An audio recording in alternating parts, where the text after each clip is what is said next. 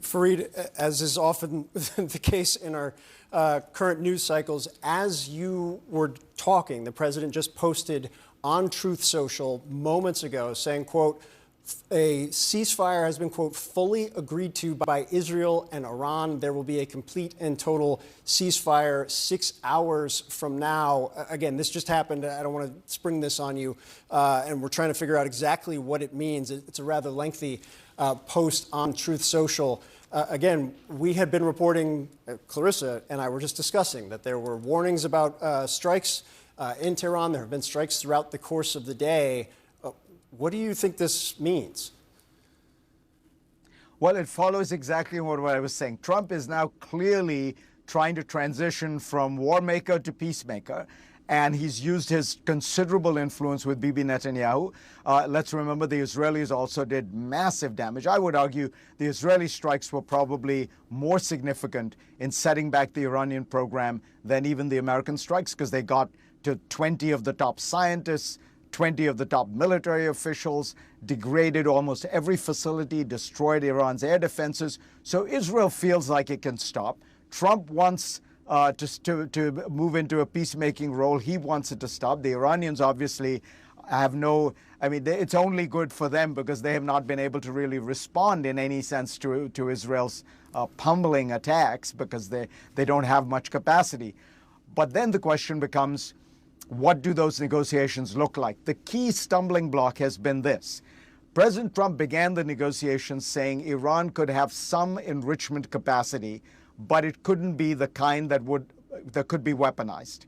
The Israeli position has been no, zero enrichment under any circumstances. The Iranian position has been we have to have the legal right to enrich, which is our right under the NPT. So that's where you have it. Israel and Iran were at complete loggerheads. The U.S. had a middle position. About 2 weeks ago, Trump moved to the Israeli position. So the question is, now that he wants to be a peacemaker, is there going to be any give there? Or do the Iranians feel they're so weak, they have no option but to move to concede to the Israeli position? That is going to be the heart of the negotiations once they begin. Yeah, the incompatible red lines haven't changed to any degree that we are aware of at this point. Fareed, stand by. I want to go straight to Jeff Zeleny over at the White House because, Jeff, we're all just digesting this in real time right now, and it seems there's a couple caveats, a couple elements in this. What do we know about what the president just posted? Well, what we know is the president clearly is trying to move on very quickly, not only to turn the page, but to try and close the book on this entire 12-week episode. And we're seeing the message right there on Truth Social, which just came out. And Phil, I mean, never mind how extraordinary it is to basically explain what the president hopes would be the end of a war in a Truth Social post, rather than having officials actually explain it, or the president himself. But the question is, several come to mind. One, does the president speak for Iran here? I mean, he could certainly speak for Israel, more likely that an endgame would be in sight, as we've been reporting. But it's a very much an open question, what he knows that would lead to a ceasefire. But separate of all of this, Phil, the same question remained right now tonight as it did before this message was sent out. What about the Iran nuclear program? The president has insisted it was obliterated. The president has insisted that it was wiped away. There is no evidence of that yet. So you just get the sense that President Trump is trying to move on from this very quickly, as he often does on things that are somewhat controversial. This has been controversial among his movement. There's no doubt about that. There's a classified briefing on Capitol Hill tomorrow. Many deep questions from both sides of the aisle about this. So the president clearly is trying to put this in the rearview mirror. Well, that would defy history in one respect, but also, again, the question of what is left of Iran's nuclear program. And we simply do not know the answer to that. Jeff Zeleny for us at the White House. Thank you very much. We're going to continue to follow all of this breaking news. Joining us now is Democrat from Illinois, Congressman Mike Quigley. He's on the House Intelligence Committee. Congressman, as we kind of try and understand exactly what the president is laying out here on Truth Social, what's your initial reaction to the potential for a ceasefire that's being announced here?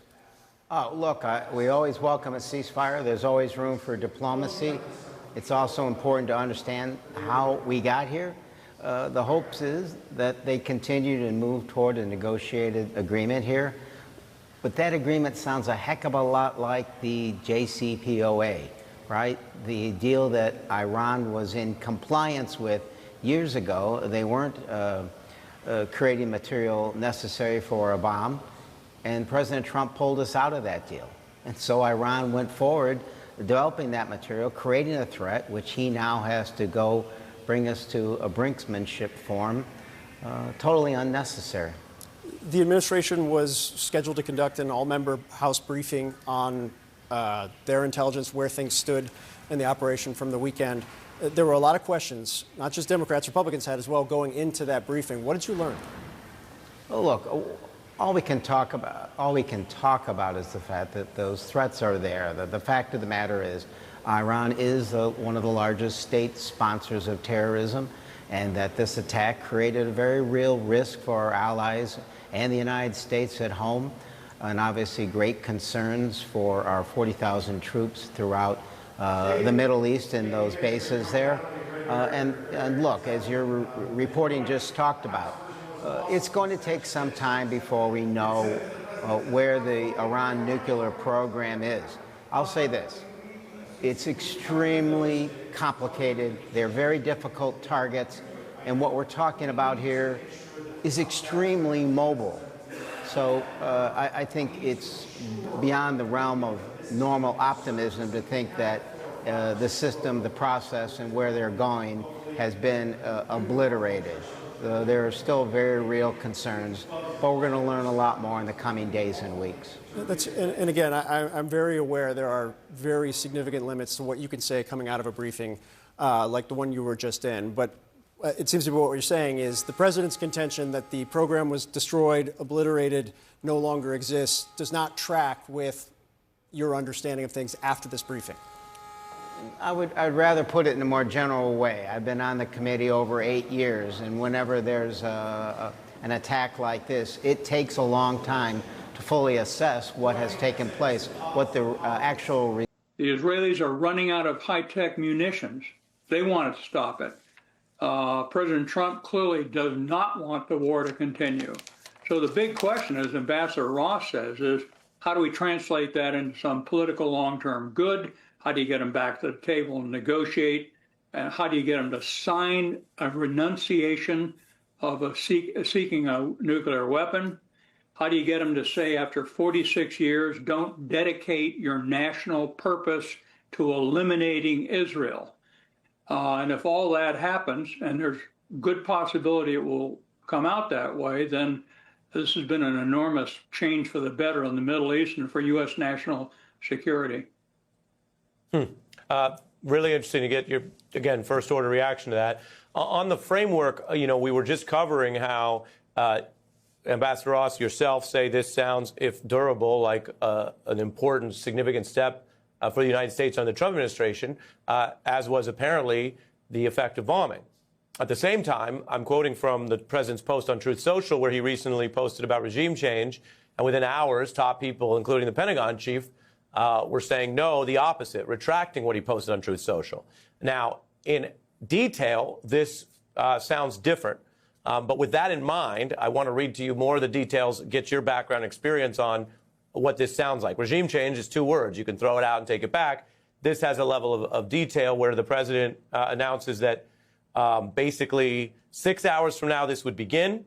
For 12 hours it will go. And if it holds, it would then be ended. This is a rather lengthy post. I'm going to read the highlights.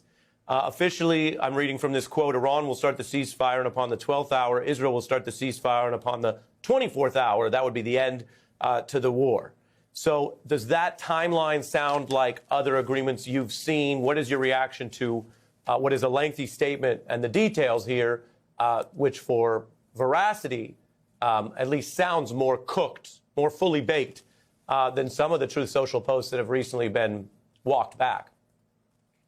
Yeah, well, it sounds like very good news. It sounds like both sides actually will turn the key and stop killing each other. Iran has a lot to lose and a lot to gain. Their economy is in a shambles. Their leadership, a lot of them have been killed in the last few days, few weeks. They are under economic constraints that are asphyxiating their economy. No one's going to come to their aid, not the Chinese, not the Russians.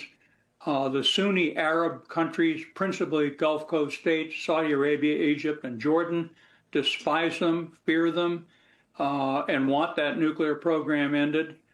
So I think that the challenge will be this place is an abhorrent, repressive regime. Since 7 October, the demented attack on Israel, it has suffered the loss of most of its leverage. But it's got 46 years of history of hating the existence of Israel and the United States. So there's a long way to go, but this is very good news. And a lot of it, to be blunt, is the product of this daring, largely decisive strike by the United States on 3 nuclear sites. We should not underestimate the fact that this was a multi-billion-dollar, 30-year effort that has been set back substantially. Now, we also got to recognize they took their 900 pounds of 60% enriched HEU and moved it. We ought to assume that's the case. So they won't be out of the nuclear game until there are international inspectors on the ground verifying a signed treaty. You referenced the U.S. action. We're following breaking news of the United States through President Trump online announcing the ceasefire between these two countries. And Israel has been in the thick of it with a lot of the conflict since the October attacks. But this is the announcement between these two. Tell us in plain English, given your military experience, what it means for the U.S. to broker this and announce this in the wake of bombing Iran. Does this imply an off-ramp for U.S. and Iran skirmishes here? Because this language, this new breaking news, does not refer to the status of the conflict between the other side of the two countries here, the U.S. and Iran. In my opinion, this is, to be clear, partially just discussion. But I think this deal has already failed. One, because it's not clear. There are different sources, and it's been back and forth. Trump announced it, then Iran said there wasn't one, and then Iran did say there was one, but apparently a few moments ago, Iran said, well, there's actually nothing decided yet. So the deal has failed in the sense that even as we speak right now, I can't definitively say whether or not there's a full-fledged actual deal. But more than that, the deal is going to fail because this in many ways is Trump's mission accomplished moment. I'm sure that George Bush felt there was a lot of official agreements and whatnot when he did it. You remember this, right? For all the young people around, like I'm 38 years old, right? I have some audience that is older than that, but for the younger people, right? You might not remember, but George Bush Jr., when he finished the job in the Middle East, had a giant celebration on an aircraft carrier, and on the top of the aircraft carrier, there's a big mission accomplished banner. And as we know, that mission was not accomplished. Nowhere near so. And it ultimately failed in Afghanistan, at least. And this is Trump's mission accomplished moment. Bragging like it's done when we know it's nowhere near done.